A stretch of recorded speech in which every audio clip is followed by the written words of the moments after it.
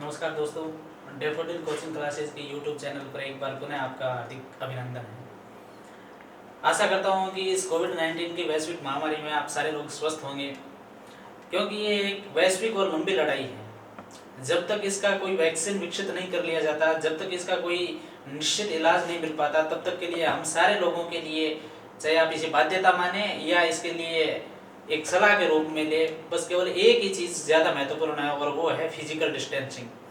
तो सरकार के द्वारा जो लॉकडाउन फेज 3 चल रहा है, इसका आप नियमित पालन करते रहें। इसके साथ साथ आप अपना व अपनों का ख्याल रखें और सरकार के दिशा निर्देशों को भी आत्मसात करते रहें। रही बात आप अपनी स्टडी को जारी रखने के लिए, तो हमने आपकी स्टडी को निरंतर बनाए रखने के लिए इस प्रकार की वैकल्पिक व्यवस्था की है। जब तक शैक्षणिक संस्थाओं को पूर्णतः छूट नहीं मिल जाती, तब तक के लिए आप इस यूट्यूब चैनल के माध्यम से अपनी स्टडी को रेगुलर बनाए रखें। अगर हम पिछली क्लास की बात करें तो कल पॉलिटिकल साइंस की जो प्रारंभिक कक्षा थी, उसमें हमने भारत के संवैधानिक विकास, पार्ट फर्स्ट के बारे में चर्चा की थी।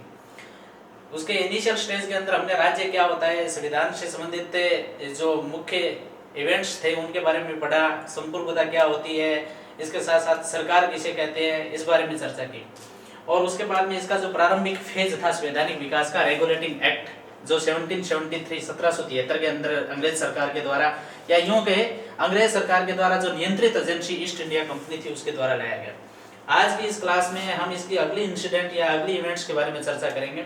और जो अगली घटना है वो है 1818 का अधिनियम, 1858 का अधिनियम, 1858 का अधिनियम।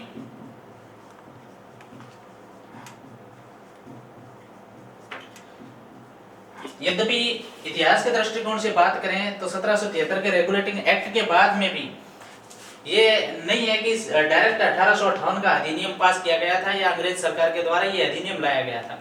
उससे पहले भी 1784 का पिट्स इंडिया एक्ट है, या फिर अगर हम चार्टर्स की बात करें तो वो 1793 का चार्टर, 1813 का चार्टर, 1833 का चार्टर या 1853 का चार्टर। तो इस प्रकार कुल मिला के 4 बार अंग्रेज सरकार के द्वारा चार्टर की व्यवस्था की गई। और कल हमने इस बारे में अच्छी तरीके से ये स्पष्ट किया था कि चार्टर क्या होता है, रेगुलेटिंग एक्ट क्या होता है।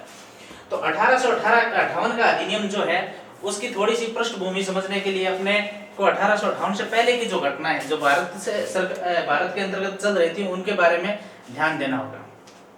देखिए, यहाँ एक शब्द चलता है, या हम ये कह सकते हैं कि अंग्रेजों का शासन है वो 200 वर्ष का है।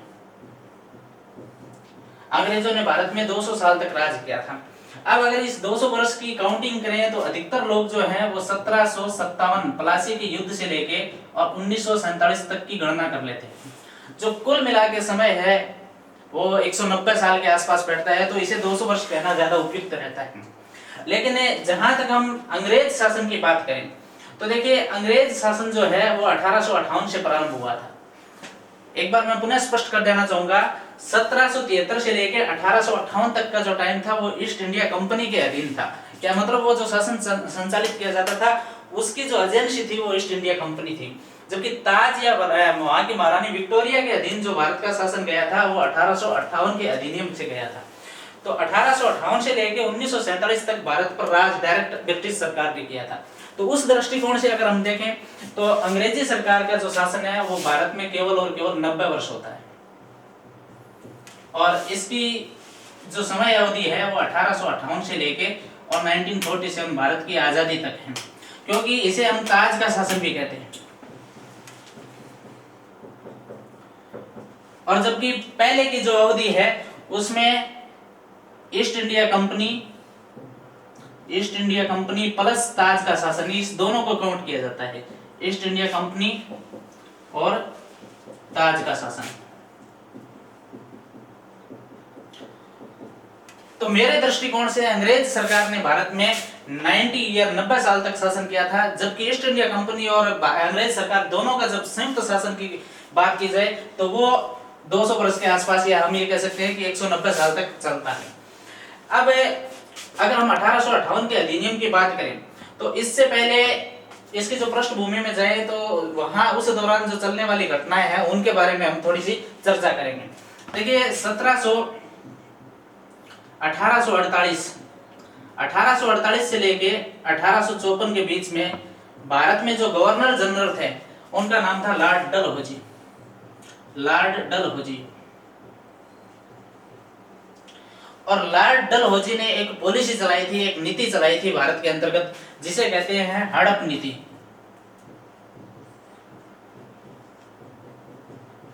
अब इस हड़प नीति के परिणाम क्या रहे, ये हड़प नीति क्या है, तो जब इसकी हम समीक्षा करें तो ये जो 6 या 7 साल की अवधि है, उस दौरान लॉर्ड डलहौजी ने ये अंग्रेजी जो साम्राज्य है, कई बार इसको अंग्रेजी साम्राज्य कहना ज्यादा उपयुक्त नहीं होता, अंग्रेज भारत जो है उसका विस्तार करने के लिए, देखिए अंग्रेज भारत और देसी भारत में थोड़ा सा एक बार के लिए डिफरेंस है।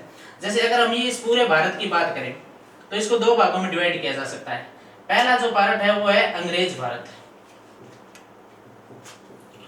और दूसरा जो भारत है वो है देसी भारत। अब इस अंतर को समझने की कोशिश करें, सारे भारत पर अंग्रेजों का अधिकार नहीं था, कुछ ही प्रोविंस ऐसे थे या कुछ ही राज्य ऐसे थे जिन पर अंग्रेजों ने डायरेक्ट अधिकार कर रखा था, चाहे वो बंगाल की बात करें या मध्य प्रांत की बात करें, उत्तर पश्चिमी प्रांत की बात करें, या फिर हम बिहार ये जो मुंबई प्रांत है उसकी बात करें, या मद्रास की बात करें, तो ये इस प्रकार के जो क्षेत्र हैं वो डायरेक्ट अंग्रेजों के अधीन थे, अंग्रेजों के गुलाम थे, जिसे कहा जाता था अंग्रेज भारत। इस बात को बहुत विशेष रूप से समझने की कोशिश करना, क्योंकि जब तक हम 1935 का अधिनियम शुरू नहीं करेंगे तब तक के लिए ये अंग्रेज भारत और देसी भारत से संबंधित कई प्रकार की इवेंट्स आएगी, कई प्रकार की घटनाएं आएंगी, और जो ये अगर विभाजन हमने स्पष्ट तरीके से समझ लिया तभी ये चीजें समझ में आने की संभावना ज्यादा बनेगी। तो जहां अंग्रेजों का डायरेक्ट अधिकार था वो अंग्रेज भारत था, और जहां राजा रजवाड़ों का अधिकार था या राजा जो अपनी रियासतों पर अधिकार करते थे उसे देसी भारत कहा जाता था। अब देखिए ये जो 1848 से लेकर 1854 के बीच में लॉर्ड डलहौजी का समय आया, तो उन्होंने इस अंग्रेज भारत को विस्तार करने की या अंग्रेज भारत को बढ़ाने के बारे में एक पॉलिसी अपनाई, और उसे हड़प नीति कहा जाता है या एक नीति अपनाई। मैं एक बार पुनः स्पष्ट कर देना चाहूंगा, बहुत सारी किताबों के अंदर ये लिखा जाता है अंग्रेज साम्राज्य।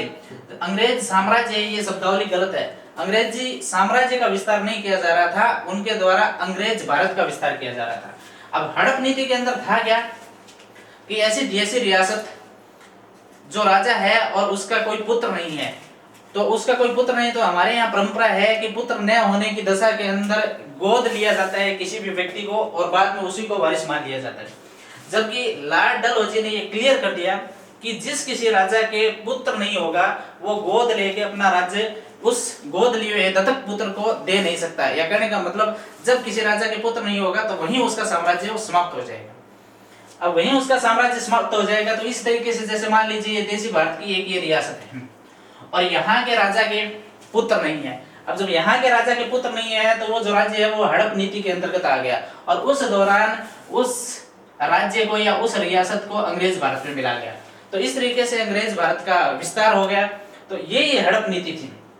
अब इस हड़प नीति का बहुत सारे राजाओं ने विरोध किया, और ये जो सारे राजा हैं ये लगभग 1857 की क्रांति के हीरो कहे जाते हैं। चाहे हम रानी झांसी की रानी है लक्ष्मीबाई, उनकी बात करें, या तांत्या टोपे होंगे, या कुंवर सिंह होंगे, या बेगम हजरत महल रही होगी, या फिर अगर हम बहादुर शाह जफर की बात करें, तो ये जो सारे शासक हैं, मैं किसी भी हमारे स्वतंत्रता सेनानी के इरादों पर टिप्पणी नहीं करना चाहता, लेकिन जब 1857 की क्रांति का स्वरूप पढ़ते हैं तो उनका भी कहीं न कहीं इस क्रांति के पीछे व्यक्तिगत हित छिपा हुआ था। कहने का मतलब उनकी राजशाही इस हड़प नीति की वजह से खतरे में थी, और जिसी कारण उन लोगों ने 1857 की क्रांति में भाग लिया या 1857 की क्रांति को नेतृत्व प्रदान किया।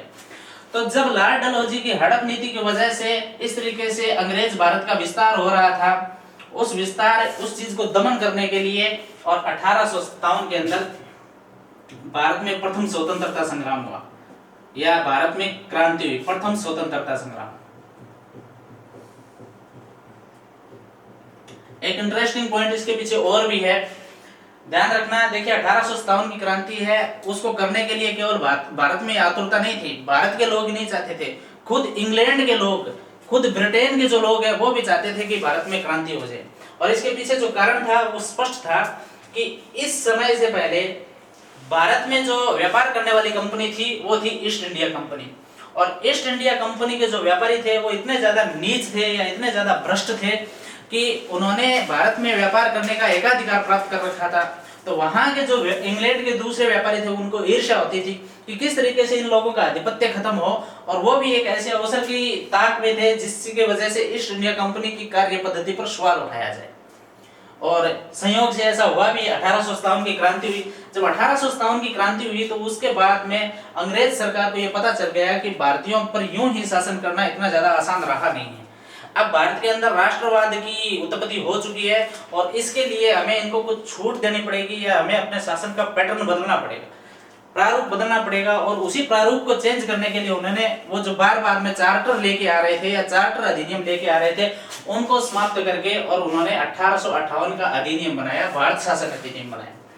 अब ये जो 1858 का अधिनियम बनाया गया उसमें क्या क्या विशेषताएं हैं, उसमें क्या क्या चीजें ऐड की गई, और वो जो अधिनियम था वो 1853 के चार्टर से 1833 के चार्टर से किस प्रकार भिन्न था।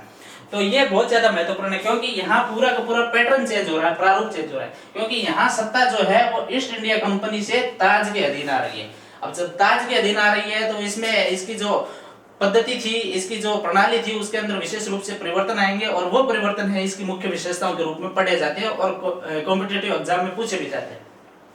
तो 1858 की जो विशेषताएं हैं उनके बारे में अभी हम चर्चा करने वाले हैं।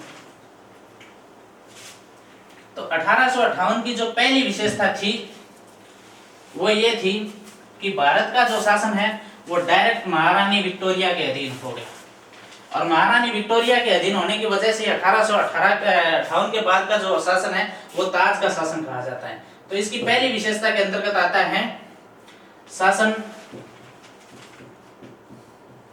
सीधे ही महारानी विक्टोरिया के अधीन हो गया।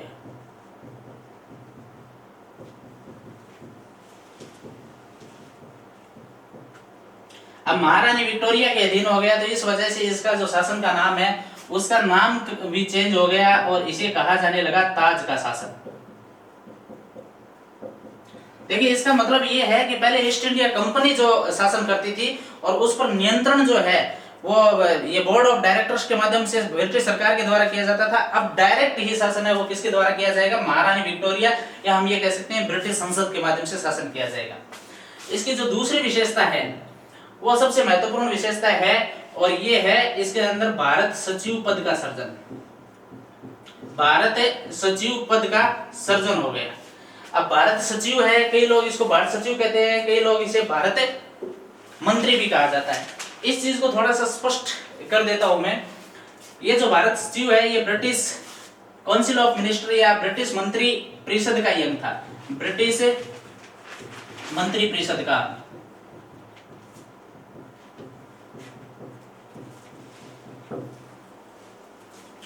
और देखिए अगर वर्तमान शासन प्रणाली की अगर हम बात करें तो भारत में एक होता है गृह मंत्री, एक होता है गृह सचिव। गृह सचिव होता है वो कोई ब्यूरोक्रेट होता है, जबकि गृह मंत्री जनप्रतिनिधि होता है, जनता के द्वारा चुना हुआ प्रतिनिधि होता है, ठीक है। जबकि इसका उल्टा जब हम अमेरिका की बात करें या इंग्लैंड की बात करें तो वहां चाहे गृह सचिव हो और चाहे गृह मंत्री हो वो दोनों एक ही होते हैं, अर्थात जनप्रतिनिधि होते हैं। जब अमेरिका का गृह मंत्री भारत की तरफ आएगा तो वहां अधिकतर बार ये कहा जाता है कि गृह मंत्री नया आके गृह सचिव आए। तो यहाँ इसमें थोड़ा सा फर्क है। ये शब्दावली अगर आज के दृष्टिकोण से भारत के शासन पद्धति से ऐड करके हम देखें तो शायद लगता होगा कि ये आदमी कोई ब्यूरोक्रेट या कोई प्रशासनिक अधिकारी होगा, जबकि हकीकत में ऐसा है नहीं। ये आदमी वहां ब्रिटिश पार्लियामेंट जो है उसी ब्रिटिश पार्लियामेंट का कोई सदस्य जो ब्रिटेन की मिनिस्टर काउंसिल ऑफ मिनिस्टर या मंत्री परिषद का एक अंग हुआ करता था, जिसे भारत सचिव कहते थे। अब ये जो भारत सचिव है ये देखिए इसकी भूमिका क्या है। ये अपना भारत हो गया या भारत के लोग, इस पर शासन करना है। शासन करने वाली जो ब्रिटेन की इकाई है जिसे हम कह सकते हैं महारानी। अब इस महारानी और भारत को जोड़ने के लिए जो बीच में यूनिट बनाई गई थी उसे ही कहा जाता है भारत सचिव, या इसे भारत मंत्री भी कहा जाता है। इससे पहले जो था ये इस भूमिका के अंदर ईस्ट इंडिया कंपनी थी, तो ईस्ट इंडिया कंपनी के अधिकार को समाप्त कर दिया और उसकी जगह भारत सचिव पद का निर्माण कर दिया। तो ये इसकी दूसरी प्रमुख घटना थी, इसकी दूसरी प्रमुख विशेषता है। अगर इसकी अगली विशेषता के बारे में देखें तो यहाँ एक पद जो है उस पद के नामकरण में परिवर्तन किया गया। यद्यपि व्यक्ति वही थे तो वो था गवर्नर जनरल से गवर्नर जनरल से वायसराय, और भारत के पहले जो वायसराय है वो लॉर्ड कैनिंग बने।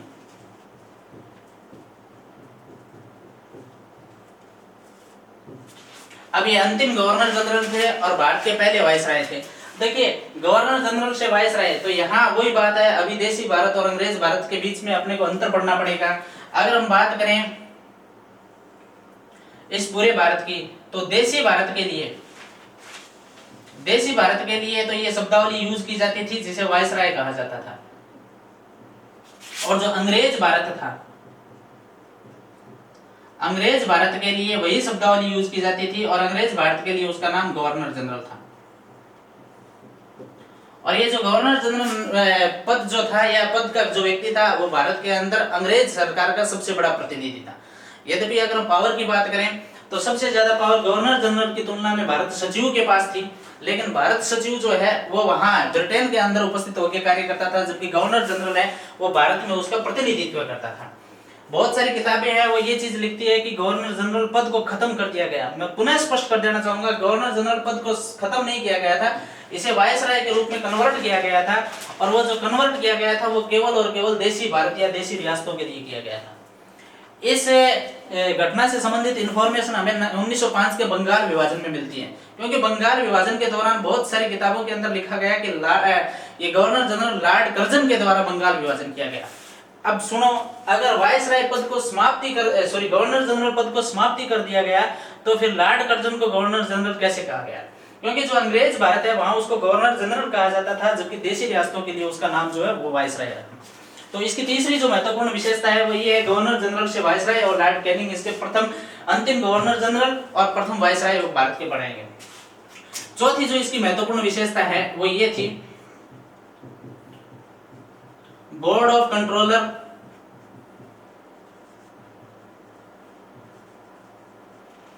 और बोर्ड ऑफ डायरेक्टर्स की समाप्ति।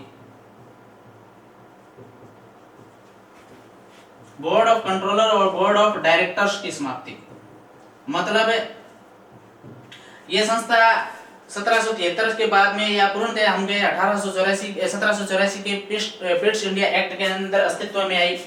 बोर्ड ऑफ जो कंट्रोलर है वो और बोर्ड ऑफ डायरेक्टर्स है, ये व्यापारिक व राजनीतिक मामलों को नियंत्रित करने के लिए, ईस्ट इंडिया कंपनी के व्यापारिक व राजनीतिक मामलों को नियंत्रित करने के लिए बनाई गई संस्था थी, जो ब्रिटिश सरकार के द्वारा के प्रति उत्तरदायी थी। अब जब 1858 का जब अधिनियम आया और सीधा शासन जो है वो ताज के प्रति उत्तरदायी हो गया, तो ये जो दोनों संस्थाएं हैं इनकी समाप्ति कर दी गई, अर्थात इनको क्या कर दिया गया, समाप्त कर दिया गया। तो 1858 की ये भी एक महत्वपूर्ण विशेषता है। और इसके साथ साथ गवर्नर जनरल की केंद्रीय विधान परिषद का भी गठन किया गया।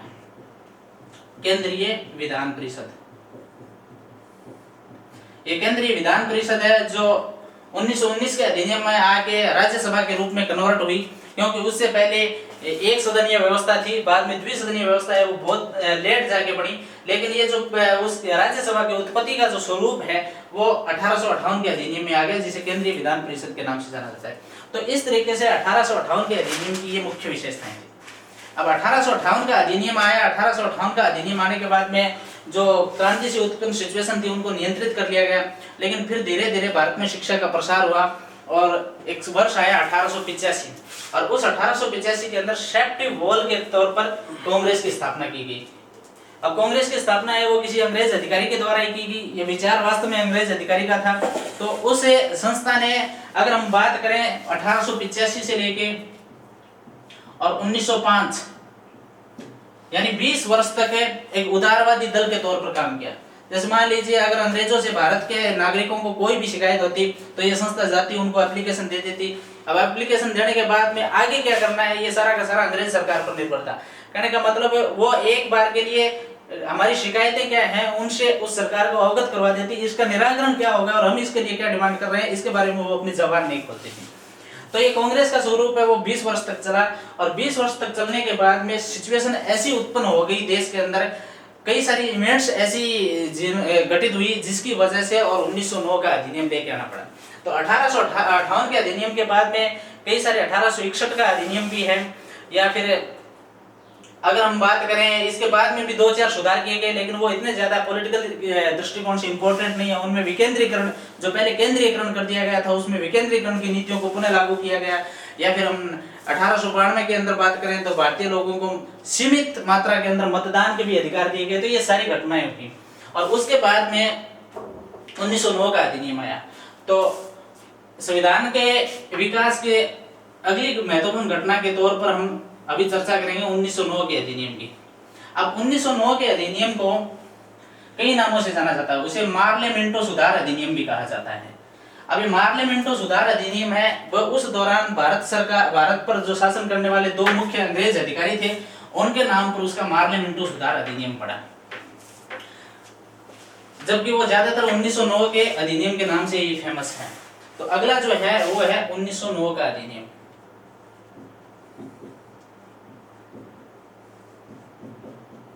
अब देखिए 1909 के अधिनियम की जब हम चर्चा करेंगे तो उससे पहले इसकी जो पृष्ठभूमि है, इसके बारे में भी हमें थोड़ा सा ध्यान दे लेना चाहिए कि 1909 के अधिनियम की जरूरत क्यों पड़ी, और जो जो विशेषता 1909 के अधिनियम में इन्वॉल्व की गई, शामिल की गई, उनका पहले स्वरूप किस वजह से निर्धारित किया गया कि उन चीजों को शामिल करना अंग्रेज सरकार के द्वारा अनिवार्य हो गया था। तो देखिए इसके अंतर्गत सबसे पहले तो हम 1885 की बात करते हैं। 1885 की महत्वपूर्ण घटना जो है वो कांग्रेस का गठन। अब कांग्रेस का गठन हो गया, देश की समस्याओं को उठाने के लिए एक संस्था जरूर बन गई, लेकिन संस्था का स्वरूप मैं पहले भी स्पष्ट कर चुका हूं, उदारवादी था।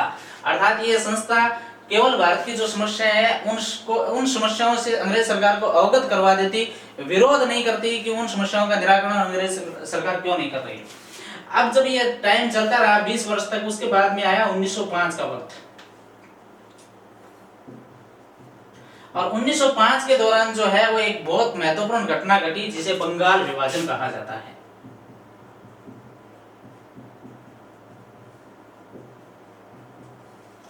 उस वक्त 1905 की अगर हम बात करें तो लॉर्ड कर्जन बंगाल विभाजन के दौरान भारत के गवर्नर जनरल या वायसराय थे, और बंगाल एक बहुत बड़ा प्रांत था। उस प्रांत में हिंदू और मुसलमान लगभग बराबर की संख्या में थे, और सबसे ज्यादा ये कि राष्ट्रवादी जो ताकतें थी वो ज्यादातर बंगाल में उभर रही थी। तो उन्होंने सोचा कि बंगाल का धर्म के आधार पर विभाजन कर दिया जाए, जिस वजह से इन लोगों में आपस में फूट पड़ जाएगी, और उस फूट का बेनिफिट है वो अंग्रेज सरकार उठा पाएगी। तो इसी चाल से अंग्रेजों ने बंगाल का विभाजन कर दिया 1905 में। अब 1905 में जब बंगाल का विभाजन कर दिया तो राष्ट्रवादी ताकतें जो भारत में उभर के आई वो और ज्यादा उग्र हो गई, और उग्र होने से कांग्रेस के अंदर 2 प्रकार के दल बन गए, एक उदारवादी दल और एक उग्रवादी दल। अब उसके बाद में देखिए 1906 के अंदर एक और घटना घटित हुई। 1906 में क्या हुआ, मुसलमानों को अलग तरीके से अंग्रेज सरकार के द्वारा अलग तरीके से विस्थापित करके और कांग्रेस से बाहर निकाल लिया, और उनको ये कहा गया कि कांग्रेस जो है वो हिंदू जो धर्म के लोग हैं उन हिंदू धर्म की हितैषी है। कहने का मतलब कांग्रेस के जितने भी लोग हैं वो मुसलमानों के धर्म से संबंधित या मुस्लिम लोग जो हैं उनके कल्याण से संबंधित किसी भी प्रकार की ना तो आवाज उठाते हैं, और अगर ऐसा कोई कार्य अंग्रेज सरकार करती है तो उसका विरोध भी करते हैं। और ऐसा जो दुष्चक्र है वो मुसलमानों के अंदर चलाया गया अंग्रेजों के द्वारा, और उसके बाद में आगा खां के नेतृत्व में 1906 में ढाका के अंदर मुस्लिम लीग की स्थापना हो गई।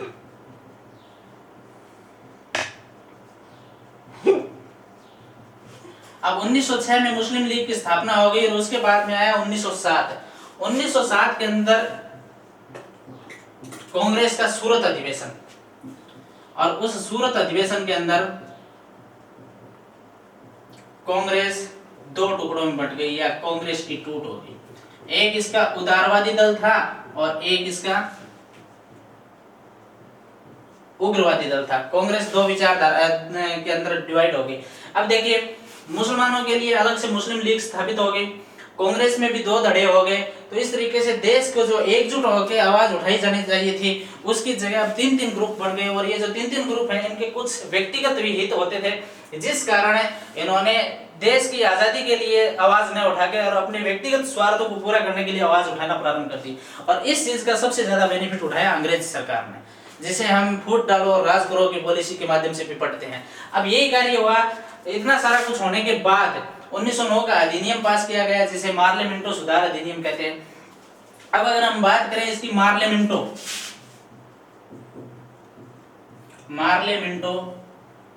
सुधार अधिनियम,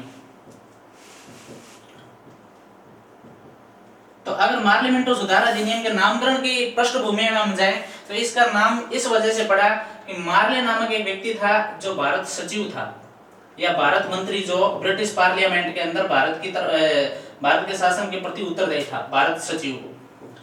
और इसी के साथ साथ मिंटो की अगर हम बात करें तो मिंटो भारत के अंदर उस वक्त लॉर्ड मिंटो भारत के अंदर वायसराय था, जो भारत में अंग्रेज सरकार का सबसे बड़ा प्रतिनिधि था। वो सबसे बड़े प्रतिनिधि के तौर पर यहाँ काम कर रहा था।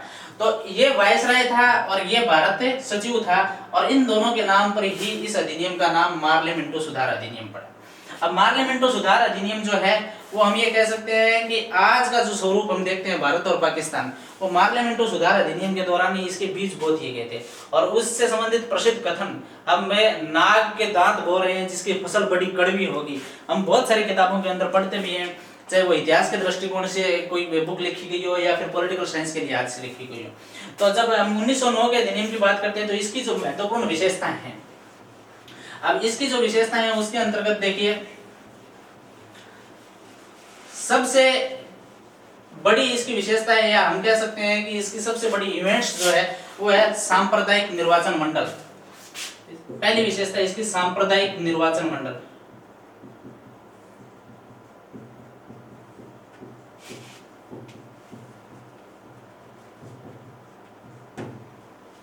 अब इस विशेषता को थोड़ा सा आप समझने की कोशिश करें। देखिए 1909 का जब अधिनियम आया और उससे पहले 1906 में जब मुस्लिम लीग की स्थापना हो चुकी थी, तो शायद मुस्लिम लीग को अंग्रेज सरकार के द्वारा यह आश्वासन दिया होगा कि हम आपके हितों की सुरक्षा के लिए कुछ काम करेंगे और जो आगामी हम अधिनियम लेके आने वाले हैं उनमें इस प्रकार की व्यवस्था करेंगे। और उसी वादे को पूरा करने के लिए उन्होंने सांप्रदायिक निर्वाचन मंडल की स्थापना की। अब सांप्रदायिक निर्वाचन मंडल में होता क्या है, कई लोग इसको इस तरीके से समझ लेते हैं कि मुसलमानों के लिए अलग से सीटें आरक्षित कर दी गई। मतलब जिस तरीके से आज वर्तमान लोकसभा चुनाव के लिए एससी और एसटी के लिए सीटें आरक्षित होती है, उसी प्रकार का कोई स्वरूप अपनाया होगा। लेकिन ये पूर्णतः गलत है। अगर मुसलमानों के लिए सीटें आरक्षित कर दी तो फिर वो आरक्षण था, जबकि ये आरक्षण नहीं था, सांप्रदायिक निर्वाचन मंडल था। इस बात को आप विशेष गौर से समझे। सांप्रदायिक निर्वाचन मंडल का मतलब ये होता है कि वहां केवल और केवल मुसलमान ही वोट दे सकते हैं, कोई दूसरा हिंदू या सिख या फिर अब यूरोपियन या ईसाई या इस प्रकार की धर्म को मानने वाले लोग वोट नहीं दे सकते, केवल मुसलमान लोग ही वोट दे सकते हैं। जबकि कोई सीट जैसे बीकानेर की सीट है, वो ऐसे बीकानेर लोकसभा क्षेत्र की बात करें तो वहां ऐसी कैंडिडेट चुनाव लड़ सकता है, तो वो एक आरक्षण का स्वरूप है। जबकि सांप्रदायिक निर्वाचन मंडल में केवल उस धर्म विशेष के लोग ही क्या कर सकते थे, वोट दे सकते थे। अब देखिए बहुत बड़ी मार थी भारतीय मतदाताओं पर जब 1892 में हमने पहली बार वोट देना सीखा था या सीमित मात्रा के अंदर वोट का अधिकार मिला था।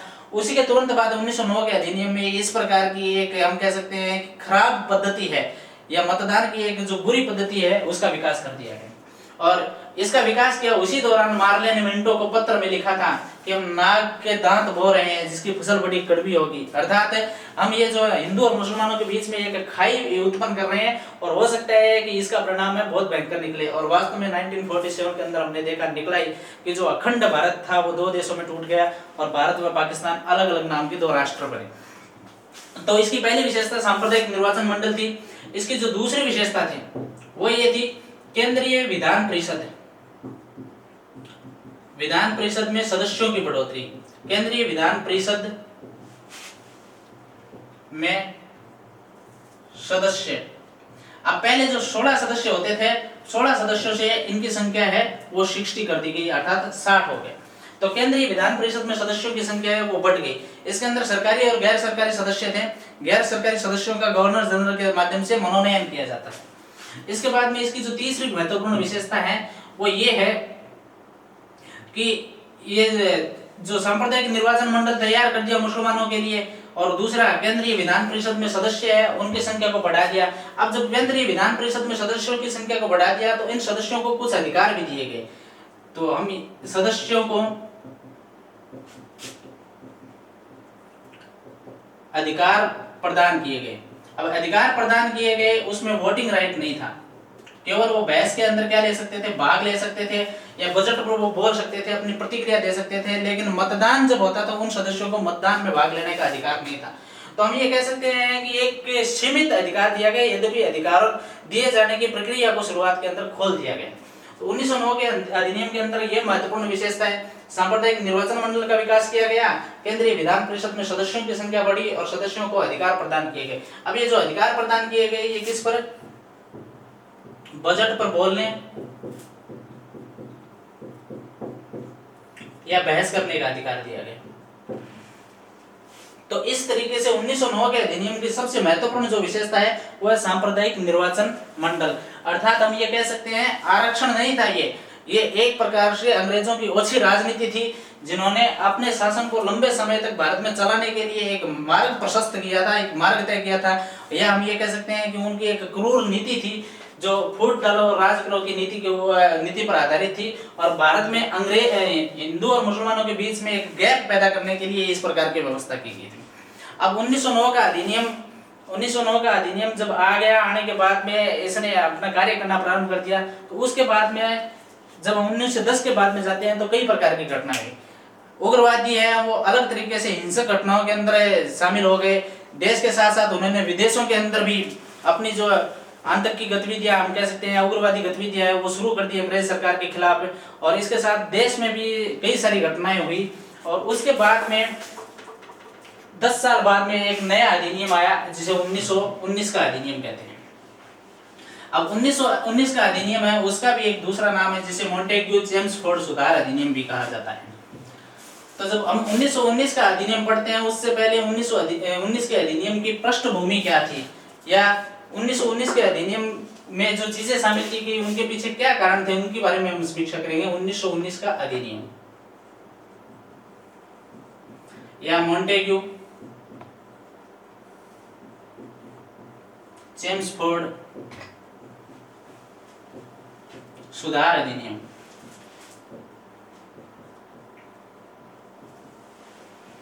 अब देखिए, जब 1919 का अधिनियम बना, उससे पहले की अगर हम घटनाओं का जिक्र करें तो 1914 की जो महत्वपूर्ण घटना थी वो थी प्रथम विश्व युद्ध।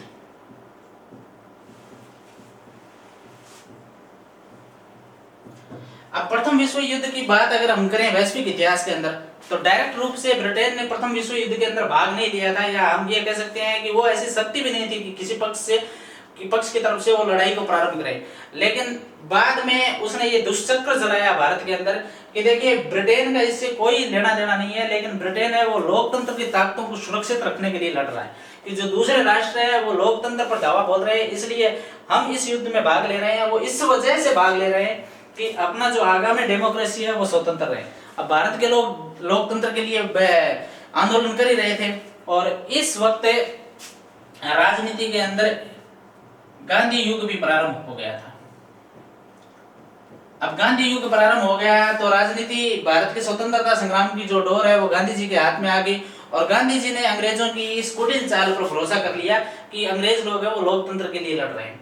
अब कुटिल चाल पर जो भरोसा किया तो गांधी जी ने भारत के युवाओं से आग्रह किया कि वो ज्यादा से ज्यादा फौज में भर्ती हो जाए और वो अंग्रेज सरकार की तरफ से लड़े प्रथम विश्व युद्ध में। चाहे अंग्रेज किसी भी शक्ति के विरुद्ध लड़ रहे हो, लेकिन उन्हें उनका योगदान देना चाहिए।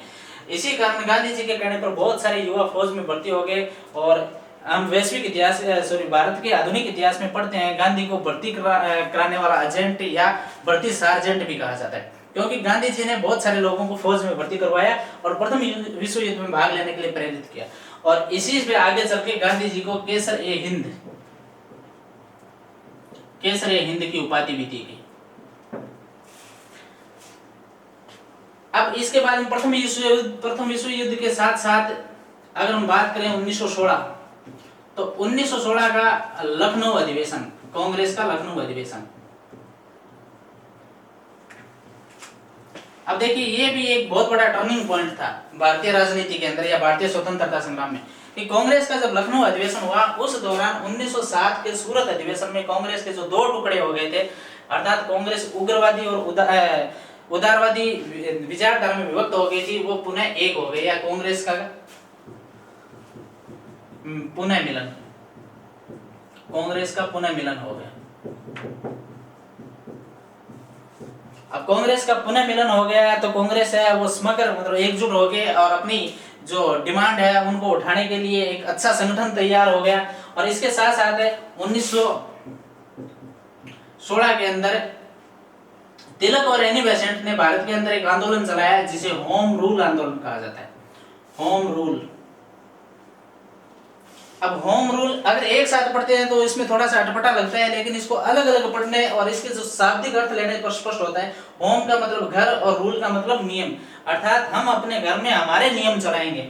और इस आंदोलन को मद्रास और बॉम्बे के अंदर बहुत ज्यादा समर्थन मिला, तो लोगों के अंदर राष्ट्रवाद की भावना पुनः विकसित हो गई और वो अपनी जो है स्वराज प्राप्त करने के लिए या स्वतंत्रता प्राप्त करने के लिए अपनी मांग उठाने लगे। अंग्रेज सरकार के सामने एक प्रश्न चिन्ह बन गया, क्योंकि लोगों की एकजुटता, कांग्रेस एक हो गई। कांग्रेस एक होने के साथ साथ साथ में एक खिलाफत आंदोलन भी चला था 1916 के अंदर कि टर्की का कोई खलीफा था जो मुसलमान धर्म का सबसे बड़ा हम ये कह सकते हैं धार्मिक नेता होता था, तो उसके पद से संबंधित अंग्रेजों ने हस्तक्षेप किया, जिससे भारत के मुसलमानों की जो अंग्रेज सरकार के जो छवि थी या अंग्रेजों को वो जिस तरीके से ठीक मानते थे उस छवि के विपरीत छवि विकसित हो गई और उन्होंने कांग्रेस के साथ अपना पुनर्मिलन कर लिया, या करने का मतलब कांग्रेस के साथ वो एक हो गए। तो इस तरीके से कांग्रेस का पुनर्मिलन हो गया और कांग्रेस के साथ साथ मुस्लिम लीग भी ऐड हो गई।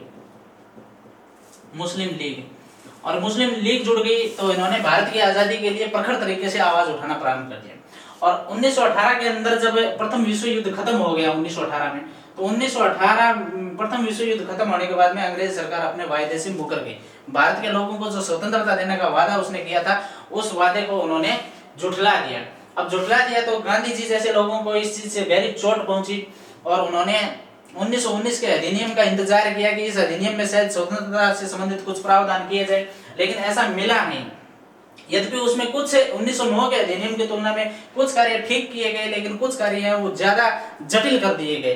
तो इसकी अगर हम विशेषताओं के बारे में पढ़ें तो देखिए इसकी जो पहली विशेषता है 1919 के अधिनियम की,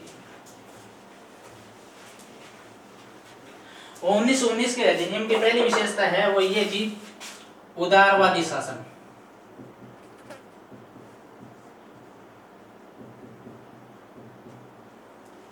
अब उदारवादी शासन का प्रारंभ हुआ क्योंकि जो अंग्रेज जाति भारत के लोगों को जानवरों जैसा मानती थी, या जानवर और भारत के लोगों की उनके क्लब या उनके होटल वगैरह में एंट्री अवैध थी, इस प्रकार के वो साइन बोर्ड लगा थी। उसी अंग्रेज कम्युनिटी ने ये कहना प्रारंभ कर दिया कि देखिए हम आपके प्रति अब उदार हैं, या हम आपके प्रति उत्तरदायी हैं, रिस्पॉन्सिबल भी हैं। मतलब जो अंग्रेज कम्युनिटी भारत के लोगों को कुछ नहीं मानती थी वो उनके प्रति रिस्पॉन्सिबल, जिम्मेदार लेना प्रारंभ कर दिया। तो पहले इसकी विशेषता है कि ये थी। दूसरी जो इसकी महत्वपूर्ण विशेषता है वो ये थी सिविल सेवाओं में सुधार।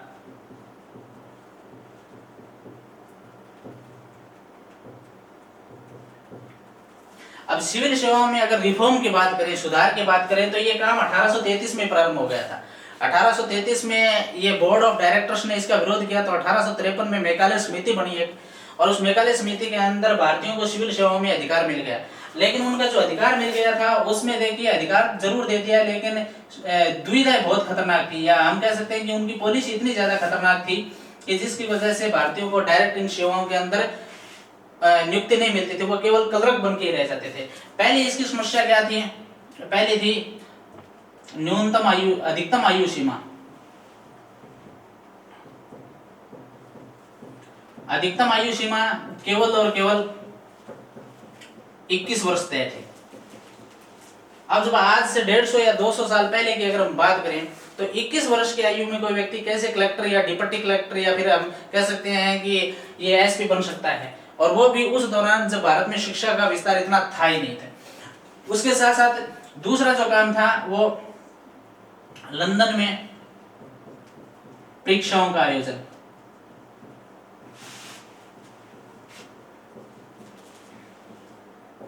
लंदन में परीक्षाओं का आयोजन होता था। अब लंदन में परीक्षाओं का आयोजन शायद मुझे लगता है कि जब जो मेरे इस स्पीच को सुन रहे हैं उनमें से अधिकतर व्यक्तियों ने राजस्थान भी क्रॉस नहीं किया हो, और उस दौरान राजस्थान की बात तो छोड़े, भारत के लोगों को लंदन में जाना एक बहुत बड़ी टास्क थी। ना तो इस प्रकार की कोई एरोप्लेन वगैरह चलती थी, और ना जो आज के दिन आधुनिक साधन है यातायात के, वैसे साधन भी थे।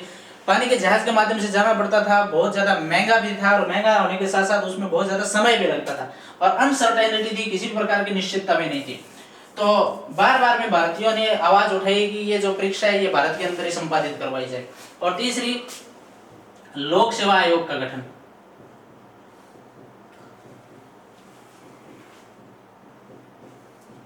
लोक सेवा आयोग के गठन से संबंधित भी भारत में डिमांड की गई कि इन भर्तियों को करवाने के लिए एक जो भर्ती एजेंसी है उसका गठन किया जाए।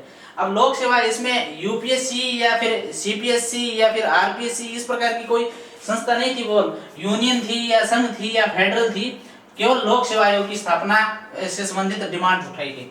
अब 1919 के अधिनियम में इस चीज को शामिल किया गया, लोक सेवा आयोग का गठन किया गया। और लोक सेवा आयोग का गठन करने के लिए 1923 में ली आयोग बना, और इस ली आयोग की सिफारिश के आधार पर 1956 में लोक सेवा आयोग की स्थापना हुई।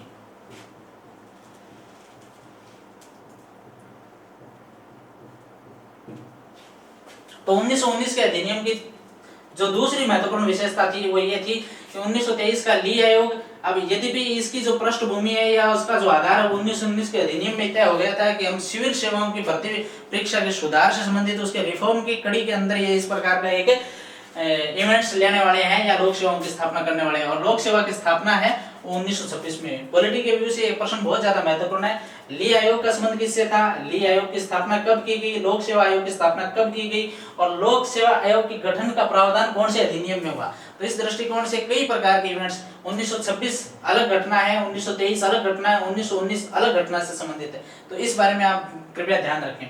अब इसके बाद में जो इसकी तीसरी महत्वपूर्ण विशेषता थी वो ये थी कि जो निर्वाचन मंडल थे, पृथक निर्वाचन मंडल थे, उनका विस्तार कुछ और वर्गों में कर दिया। प्रथम निर्वाचक मंडल, इनका जो विस्तार है वो कुछ और वर्गों में कर दिया। वो पहले केवल मुसलमानों के लिए था, अब देखिए उसका जो विस्तार है वो सिख, यूरोपियन, भारतीय ईसाई या एंग्लो इंडियन तक कर दिया। मतलब 4 और कैटेगरी है, उनके लिए भी पृथक निर्वाचन मंडल की व्यवस्था की गई, जो सांप्रदायिक निर्वाचन मंडल की तरह था। एक तरीके से फूट डालो और राजगृह की बोली से भी ये चीज काम करती थी। अब सिखों के लिए केवल सिख समुदाय के लोग वोट करते थे, यूरोपीय वोट करते थे, भारतीय ईसाई ये एक अलग वर्ग था, और एंग्लो इंडियन ये एक अलग वर्ग था। अगर हम इसकी बात करें तो शायद सिख के बारे में तो आप जानते ही हैं कि सिख जो वर्तमान में सिख कम्युनिटी से संबंधित लोग हैं, जो कुछ एक अभी पाकिस्तान के अंदर चले गए, एक बहुत बड़ा वर्ग जो है, बहुत बड़ी संख्या, वो भारत के पंजाब राज्य में रहते हैं। तो सिख का मतलब उस समुदाय से था। यूरोपियन की अगर हम बात करें तो यूरोपियन वे थे जो अंग्रेज भारत में नौकरी करते थे, जो अंग्रेज भारत में नौकरी करते थे, उन्हें यूरोपियन कहा गया। अर्थात उन्हें भी वोटिंग राइट था, वो केवल हिंदुस्तान में नौकरी करने के उद्देश्य से आए थे, स्थायी रहने का उनका कोई मतलब नहीं था। लेकिन उनके लिए भी अलग से एक निर्वाचन मंडल की व्यवस्था की, और जो यूरोपियन कैटेगरी के अंदर इंक्लूड किए गए। भारतीय ईसाई, अब भारतीय ईसाई का मतलब देखिए, जब हम ईस्ट इंडिया कंपनी के पृष्ठभूमि की बात करें तो वो व्यापार करने के लिए आई थी, लेकिन व्यापार करने के साथ साथ उनका एक मकसद और भी था, और वो ये था कि भारत के लोगों को, जो ज्यादातर जो सिख हैं, जो हिंदू है, मुसलमान है, उनको ईसाई धर्म में कन्वर्ट किया जाए। और इसके लिए उनको बहुत प्रकार के लालच भी दिए गए, बहुत प्रकार की आर्थिक सहायता उपलब्ध करवाई गई, उनको फैसिलिटी दी गई। और ये भी एक फैसिलिटी का ही एक प्रकार था। उन लोगों को ये लालच दिया गया कि अगर आप लोग अंग्रेज धर्म को स्वीकार कर लेते हो तो आपको निर्वाचन मंडल के अंतर्गत एक अलग कैटेगरी के रूप में क्रमबद्ध कर दिया जाएगा, जहां केवल और केवल वोटर और प्रतिनिधि आप ही होंगे। तो भारतीय ईसाई शायद आप लोग समझ गए होंगे, ऐसे लोग थे जो भारत में पहले हिंदू, मुसलमान और बौद्ध, पारसी या फिर सिख धर्म के थे, और बाद में उन्होंने ईसाई धर्म स्वीकार कर लिया। ईसाई धर्म स्वीकार करने वाले भारतीय,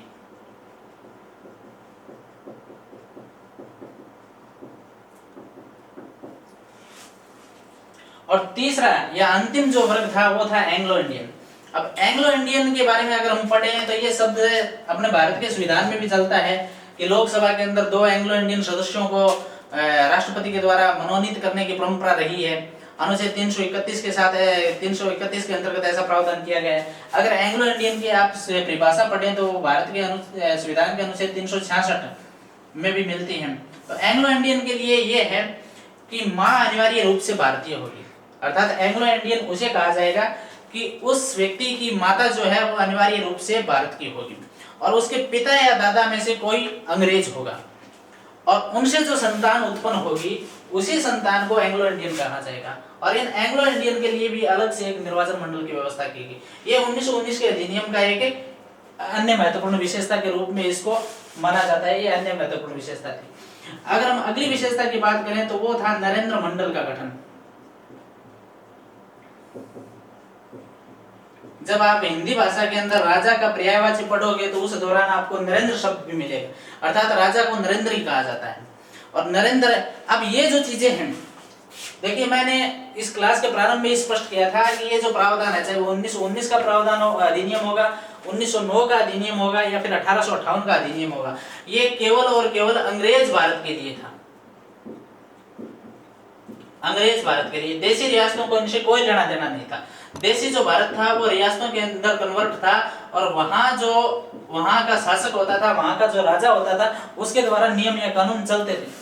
यद्यपि वो अलग चीज है कि ये लोग इनको रेवेन्यू देते थे, राजस्व देते थे और अपने इन्होंने ये वेलेजली की साहित्य संधि के अंतर्गत कुछ विषय जो है वो डायरेक्ट अंग्रेज सरकार को सौंप भी रखे थे, जिसके अंदर संचार आता था, उनकी सुरक्षा से संबंधित प्रावधान आते थे। तो ये सारी चीज थी, लेकिन ये जो अधिनियम है ये केवल और केवल अंग्रेज भारत पर लागू होते थे। अब जब 1919 का अधिनियम आया, उस अधिनियम में इस देशी भारत या रियासतों के लिए भी प्रावधान किया गया कि राजाओं की समस्याओं का निराकरण करने के लिए एक नरेंद्र मंडल का गठन किया गया, जिसमें अक्सर भारत के जो राजा हैं, जो इंपोर्टेंट राजा जिनके पास बहुत बड़ा क्षेत्र था, उन राजाओं को शामिल किया गया और वो अपने सुझाव या सलाह इसमें के अंतर्गत दे सकते थे। तो इस प्रकार 1919 के अधिनियम की यह महत्वपूर्ण विशेषता थी। इसके बाद में इस 1919 के अधिनियम में यह भी प्रावधान किया गया कि 1919 के अधिनियम की 10 साल बाद समीक्षा करने के लिए एक वैधानिक आयोग का गठन करेंगे और बाद में वो साइमन कमीशन के रूप में हम भारतीय इतिहास और भारतीय पॉलिटिकल साइंस के अंतर्गत पढ़ते भी हैं, जिसकी चर्चा हम अगली क्लास में करेंगे। आज के लिए इतना ही, बहुत बहुत धन्यवाद।